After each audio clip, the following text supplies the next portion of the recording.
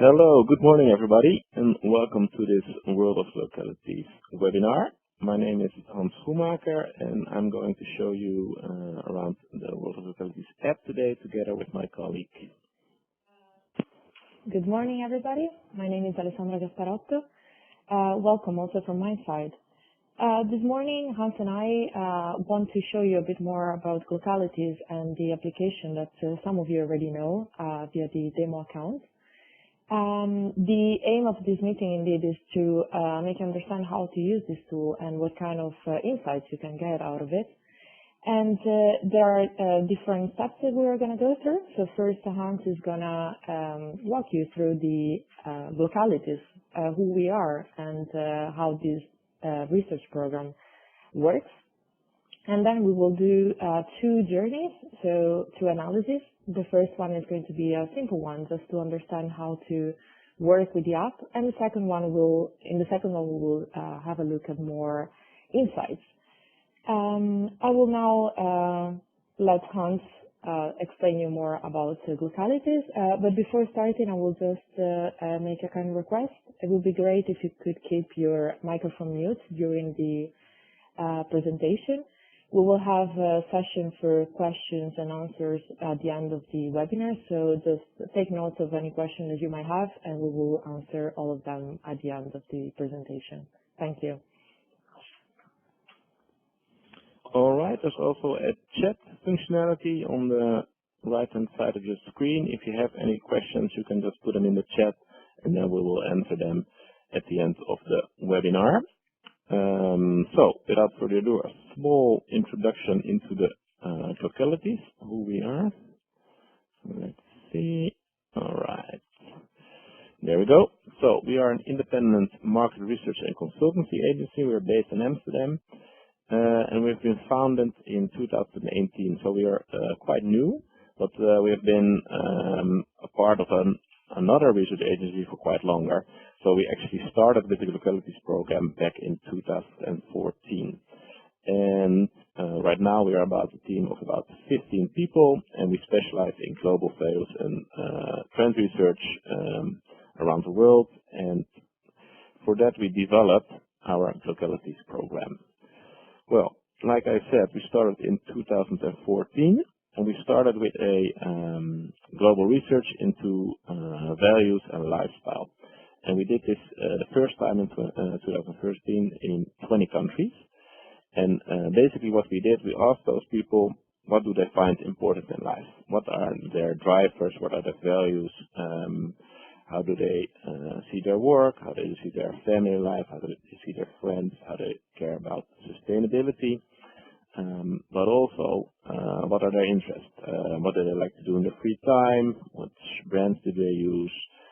Which media do they use? And how do they care about sustainability issues? And what kind of actions are they willing to take to help end those issues? Basically, that was the first wave, and we expanded this program, and we are now have done 4 waves, and we are over 29 countries right now, interviewed over 200,000 consumers. We have information on more than 700 brands and media agencies, and we have over almost 1 billion or half a billion data points. The latest wave is in 2019, and what we're going to look at right now in this webinar is the data that we've gathered in 2019. And what we've done is all the data that we gathered, we built into a website. And basically, we have divided every topic, the questionnaire, which we've divided into 12 topics. So, and this is our Glocalities Visual, as you can see on the screen right now. The first thing you see are the countries, value segments, trends, archetypes, value cards, demographics, lifestyle, brands, sustainability, politics, media, and persuasion tactics. Now, these are all topics in our research program, and what we can do with the World of Glocalities is we can look at all these topics and look at how consumers around the world score on those different topics. So our value segments, these are basically groups of consumers who share some fundamental values together, and it says something about what kind of people they are. Trends, self-explanatory. For example, the trend that people are trying to be more eco-conscious, trying to eat less meat, trying to work out more. We have about 80 or 90 trends in the database where we can see how people score around the globe. The archetypes, that's all about finding the soul of your brand. Archetypes says something about the tone of voice you can use to connect with people. It says if people are more oriented towards an explorer or more oriented towards a caregiver, and they are tuned into words like care or connecting. Value cards are just basic human values.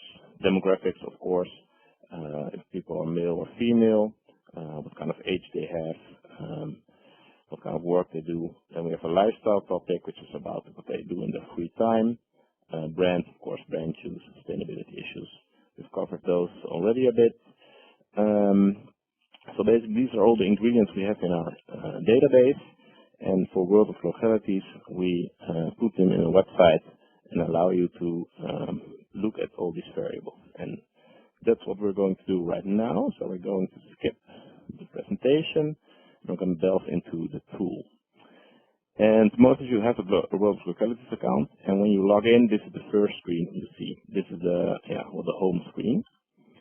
And there we go. I put it a little bit bigger.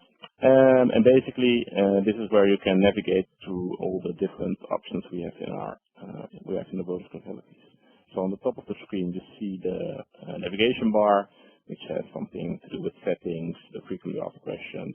And you can all explore that at your own convenience. But the main thing is, which is here in the middle, is plan a custom journey. And this is the most important part of the tool, because here you can delve into the data. And so if I press plan a custom journey, you again see the Glocalities wheel, and you can pick any topic from where you want to start and take a look at the data. So if I press on the country screen, for example, the target group selection pops up, and you see all the countries we have in our database. And here you can easily select, for example, China. You'll see China pop up green. And then you will also notice that in the top here, top of the screen, China now appears in your target. And basically, this is where you make your analysis. So right now, we have China as a target, and the reference is, in this case, everybody else in the database. So that means China versus the rest of the world. Now, of course, you can also combine countries. So I can also select the USA, for example. USA pops up green. You will see in the top of the bar 2 countries. You have China and the USA. I can deselect them both. Then they are removed again. And I can select Europe. And then you will see Europe light up green. And you will see here the amount of response we got from Europe compared to the rest. Now, of course, you do not only want to make country journeys. So what you can do, if you go to the left of the screen, you see the 12 topics we have again. So you have the countries, but you can also, for example, add some good demographics. And in this case, I can, for example, add generations. So if I just go to generations, press on Millennials, it automatically puts Millennials on the top of the screen. And here you see in target we have selected Europe, 13 countries, and the demographics, which is Millennials. Right now we're looking at Millennials from Europe. You see the target group changes to 1,000 or 10,000 people. Well, we're not done yet, because we can even go even further. So we can even select more variables and delve deeper into our target audience. So we can take a look. We can say, for example, okay, I want millennials from Europe who care about human rights. The target group changes again, pops up here in the above in the top of the screen, and now you've selected people from Europe who are millennial and who care about human rights. Now, I've deselected everything, and I'm going to give the floor to Alessandra again, who will make a journey with you and show you how it works. Thank you, Hans. So, as Hans was telling you, the World of Glocalities app is all about creating target audiences. But there are different ways to analyze a target audience, and it is important to make the right analysis to get out the right outputs. So we will now start with a simple analysis so that you can understand how it works, what kind of selection you have to make, and how to read then the results that you will get from this analysis. I will go back to the demographics screen, and I will select millennials. I won't make any kind of distinction about the country where they live. We will just have a look at millennials worldwide. And then in the reference group, I will select post-war generation and Generation X, so that I can make sure that I'm comparing millennials against the older generations. And given that I'm not selecting any specific country, this analysis will be made worldwide. Now then we're ready to start our journey. We can click on this button, and we can even name the journey, which will be called Millennials. I submit it, and now it's the application is running, the analysis is running, and in a few seconds we will see how millennials worldwide look like in comparison to older generations. I think it is important to say that this app is tailor-made to highlight differences. So here what we will see is in green, the segments that are relatively more represented among millennials, while in red, those segments that are not very represented among millennials. So we can see, for instance, that millennials are more likely to be achievers or challengers, but less likely to be conservative and socializers, so less likely to feel the need to belong to a community, to a group, a social network. To have an idea of what these segments are like, you can get inspirations from these images on the bottom, but also for every segment there is a short video that gives you a better idea of how these people look like. And if you click on each name, you can access a different video. Clicking on the bottom right part of the screen, you can also have access to the data behind that. So we already saw in the main screen that 30% of the millennials, for instance, are challengers. But now we can also see how much more likely they are than older generations to be challengers. And in this case, is 1.71 more likely that millennials are challengers with respect to older generations.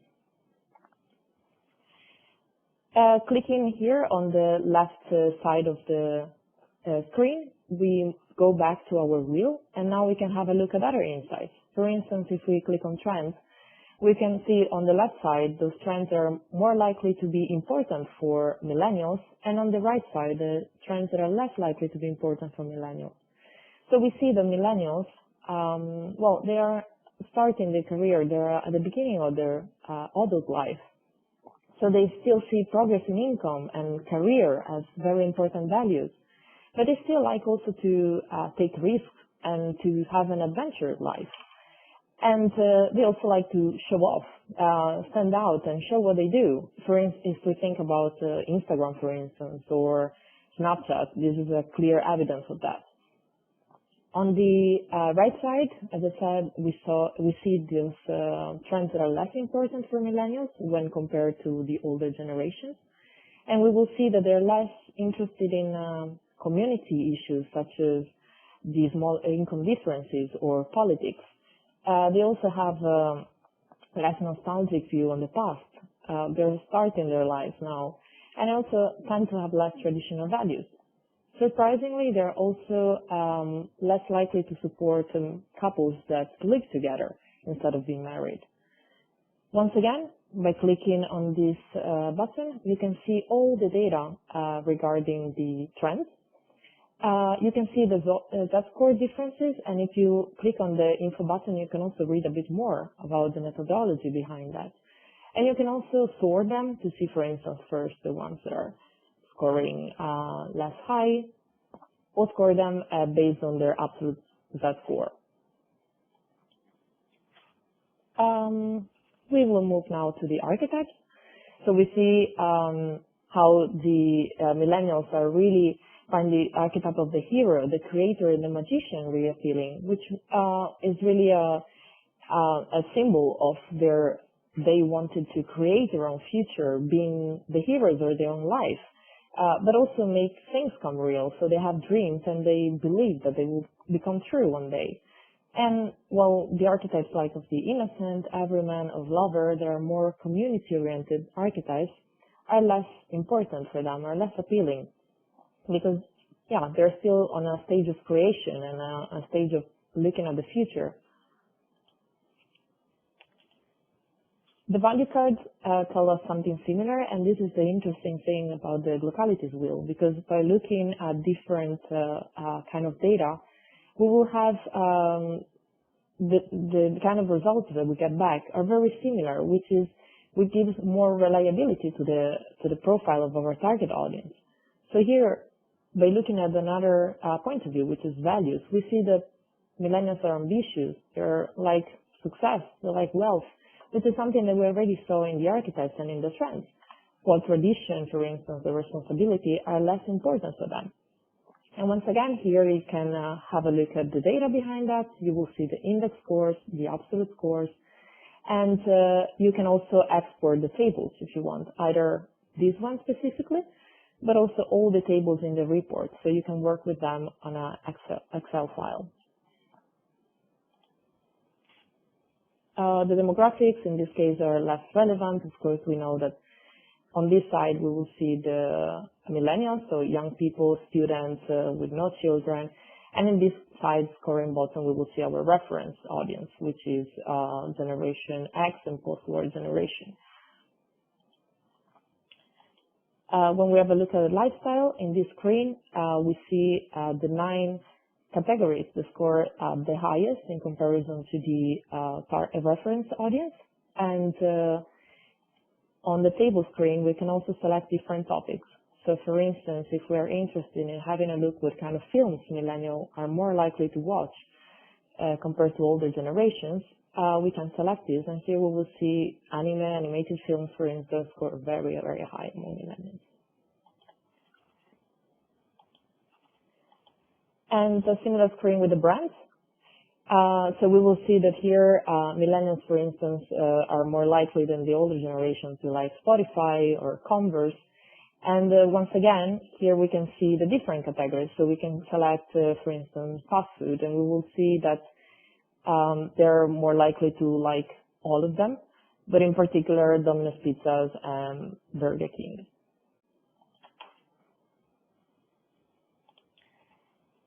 When we have a look at sustainability, in here we have 2 different screens. On the first one, we have the Sustainable Development Goals and the organizations that they find appealing, so the NGOs. And in the other screen, we have issues that are important and actions that millennials are willing to take to support a cause that is important for them. So this also gives insights, for instance, in the case a company wishes to develop a sustainability kind of campaign, because this gives an insight on how to better connect with millennials, for instance, by choosing a sustainable goal or partnering with a specific NGO, or by trying to work on an issue that they find important. When we look at politics, we will see again 3 different columns. So on the first column we see issues that are political issues that millennials find important or more important than older generations. And in this case we have discrimination, education, and unemployment. Once again here we see, like, because of their young age, they're probably still studying or they're just at the beginning of their career. So that's why these kind of issues are important for them. And in these two columns, we see the institution that they trust or that they don't trust.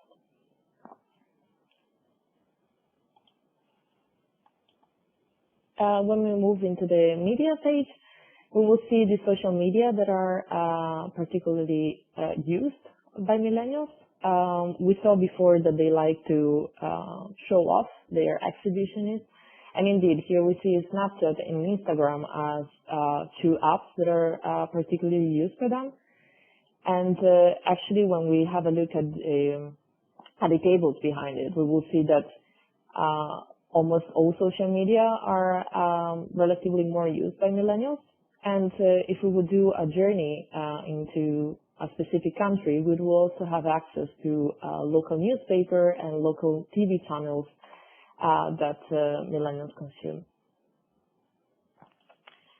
Moving into the persuasion, here we see that those are techniques that are used to convince them to create messages. And we see that millennials are more likely to be persuaded if a message is including social proof. So they want to make sure that the social network that they have is going to approve their choice. Attractiveness is also something that they like. So if a message or a campaign, an ad is using attractive people or beautiful products, that is going to attract them more. On the other hand, they're less likely to be convinced if a message is offering guarantees or analogy of resistance. That is not something that is as important for them. And on this screen, we can see the aspirations that they have.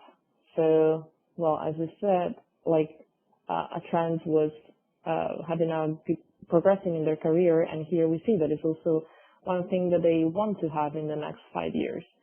Look beautiful is also something that they aim at, and beauty was one of the important values for them. On the other side, helping their children progress or feeling safe is less important. They still want to take risks. They're still open to new adventures. So this is less of a need for them right now. And finally, we can have a look at the countries. So here we see that some countries are highlighted in green and some others are highlighted in red. This is not because there are no millennials in Europe, for instance. So once again, we're looking at relative numbers, and we know that in emerging countries such as India, South Africa, the number of millennials is higher compared to the older people. And while in Europe, Japan, well, those are areas where the population is getting older and older, and the number of millennials is not so big. So that's why we see them that they are red. And once again, here we can have a look at the numbers behind that and have an idea about the way they are represented in our database. Always taking into consideration that the data that we collect is representative of the general population. Finally, if you're happy and satisfied with your results, what you can do is export a PowerPoint of your journey. So you can have all the results that you saw in the screens into PowerPoint slides and work with them. And here you can see this is the name that we typed in when we began the journey. And you can always access the journey into your home screen. In the left side, you will see Millennials. So anytime you can go back to this analysis without needing to do all the journey again. I will now give the word back to Hans, and he will explain us, okay, now we had a look at the millennials, we know how they look like, but what if I want to target a specific group of the millennials? How should I work with this app? And this is what Hans is going to show us. All right, thank you, Alessandra. Indeed, I'm going to show you that. Like Alessandra said, millennials are now in your safe journey, and we've been rushing through the app a bit, showing you all that's inside. I'm going to take things a little bit slower and maybe skip some screens and emphasize others a bit more. So I will first start again making a new journey. And this time I will go to the demographics because I'm going to take a look at millennials. So I pick the millennials and they pop up in our target again. And what I'm going to do right now, I'm going to press here next to the reference. And now you see that this reference lights up. And here I'm also going to pick the millennials. And now what happens is that we only are looking at the millennials right now. So we restricted our analysis to the millennials. And now I'm going to add some other stuff. In this case, I'm going to add brand users from Nike. And I just go to the brand screen over here on the left hand side, pick the brand screen, came here, and then select apparel brands, and then when I go to the left, I will see Nike pop up. I select Nike. And here you can see we have about 5,000 Nike users, and we're going to compare them to the rest, which is about 8,000 people. And as you can see, all the brands are in here. And when you select them, the different brands pop up. So, oh, there we go. So if I select fast food pops up. If I select technology pops up. If I select spirits, then spirit boost pops up in this case. So, alright. To the left you see all the topics we have in our database, but for now this will be enough. So we're going to look at millennials who use Nike. I'm going to start the journey, type in the name so it will be remembered in my history, and press submit, and it will take about 12 seconds, and then our analysis is done. And then we can take a look at the results for Nike users among millennials, compared in this case with other millennials. So what makes the Nike millennial user distinct from the other millennials? And the first thing we're going to take a look at is, I guess, the trends. When I press on the trends, well, no surprise here, I guess. Vitality pops up as the most dominant trend among Nike millennial users. And it means that they would like to feel energetic and stay in shape. And of course, with a brand like Nike, which is a sporting brand, it makes sense that people want to feel fit. But there are also some other interesting stuff. So two of the other trends which are very important to Nike users is networking and connecting others. So you can say they are very social people. The millennials, they like to introduce other people with different backgrounds to each other. They like to mingle with people.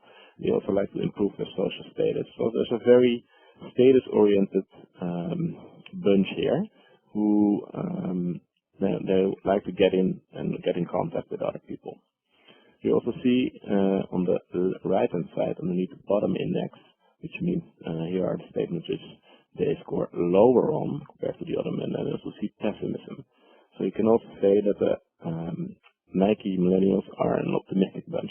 They feel confident about the future, and they see perspective, and they like to make the most of life. Now, when I go to the archetypes, two things or three pop up. On the left hand side, we of course see the top index here, and you can also you see the ruler, you see the hero, and you see the sage. And I can understand that the archetypes could be a bit difficult to understand, but then you can press on the small I, and then a little explanation screen of the hero pops up. So the hero will face any challenge, ambitious bravery, seeking out adventures. That's all what makes the hero tick. So people who like the hero, or who like Nike, millennials who like Nike, they are attracted by the hero. And it's something that is very relevant, because Nike is using this in their communication all the time. Every spot of Nike is like, okay, you can overcome the difficulties, you can reach your goals by using Nike products. And that is something which is very tied in with the hero. There's also an inspirational video here, which is an example of a hero commercial. And the same goes for the sage. Of course, you can also click on the sage and you see what the sage is all about. And the sage is actually also a very relevant archetype for Nike because it says something about being the best, or not necessarily being the best, but using your intelligence to get ahead. So Nike can say, okay, we use the best materials which make you run your best time. We did the research and we're going to use it and make you the best runner you can be. Now, when I continue to the value cards, here you see also some interesting stuff. So Nike Millennials, and remember we are comparing it to other Millennials, they are more driven by success, by ambition, by bravery, but also being helpful. So this is an important thing for Nike to notice. They have a base, consumer base, they are speaking to, which also wants to help other people. And that could be important if they want, for example, set up more of a social campaign that's around helping people. And then we can move on to, for example, sustainability, and see what kind of issues then the Nike Millennials care more about than other Millennials. And actually we see here, if you remember from the previous journey, we saw the same global goals, which sets Millennials apart from older people. For Nike, these are even more, for Nike Millennials, they are even more important. So gender equality, industry innovation, and sustainable cities and communities. When we take a look at the issues and actions, we see protection of the environment, human rights, and fighting poverty development aid. So these could be topics that speak to the minds of the Nike users currently. And Nike could use those in their sustainability campaigns. We can take a look at the data behind it. We see that 41% of the Nike users thinks protection of the environment is an issue they should be worried about. Now, when we got those ingredients, so we know what the Nike Millennial is all about, we also take a look at how we should persuade them. And here again, you see some interesting stuff. You see the scarcity persuasion tactic, which is about showing people they will miss a unique opportunity if they don't take a decision right away. And this is something that ties in very strongly with, for example, limited editions. Nike users, they are afraid that if they do not get the latest thing right now, they will miss out on it. So there's like a fear of missing out, which is common among Millennials, but even more common among the Nike users. And so by, for example, making unique ones the limited editions, they can very much tune into the current Nike user. To take a look at aspirations, well, have a good career and have a lot of possessions might not be the most interesting ones, but luckily we can take a look at the data, select on the right hand side aspirations, and see if there are any else. So there also help my parents have a comfortable life. Well, that could be interesting. I don't know exactly how Nike can use it, but I'm sure that you can come up with a campaign because it scores higher for the current Nike users. Finally, we can take a look at the countries, and we see that Nike users have pretty nice spread among the world. We see, of course, America being very high. Then we see Western Europe being a bit lower, especially around the Benelux and Germany. And then India and China, we see our large presence again. All right. Going back, I will go back to the home screen. And then you see here, Millennials Nike has popped up in our saved journeys. You can just click on start, and then I'm immediately back into the journey. And if I want, I can press the export PowerPoint sheet, and then it will take some time and it will build a PowerPoint. Indeed. So, well, as you saw, there are a lot of different ingredients inside our database. And it's really important to have a clear idea of the kind of information that you want to have for your target audience in order to really make the most out of it. Sometimes you're just interested, for instance, in know what kind of media your target audience is using. So all the other information are not really relevant, and you can actually get lost by looking at all of them. But the nice thing about it is that you can, first of all, start from any angle. So maybe you can want to have a look at people that use Facebook and analyze them. But sometimes you want to know people that find the archetype of the hero important, what kind of social media they use. So the flexibility that this tool is giving is ideal to analyze and create target audiences. It takes some time to really understand what is the best way to do this, but practicing and having a look at the tool and exploring it more and more, at the end will really pay, because it gives a lot of different insights. I think now we can move into, our expert is ready, but I think in the meantime we can move into our question and answers session. So please, if you have any question, any doubts, feel free to just write something in the chat and we will give an answer to you. All right, and in the meantime, we can take a quick look at the export, and it just opens a PowerPoint, and you see basically creates a PowerPoint presentation and go to the journey results. Basically, it shows the journey you just made, all the screens. We have the country screen here, with the value segments, we have the trends, and all automatically made for you.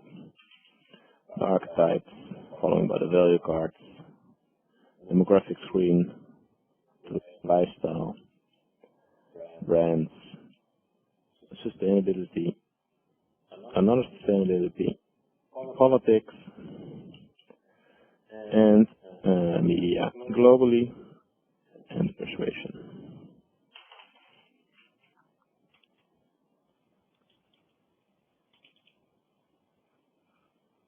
Alright, taking a look back at the screen, put this thing on the home again, and I see that Julian might have a question for us.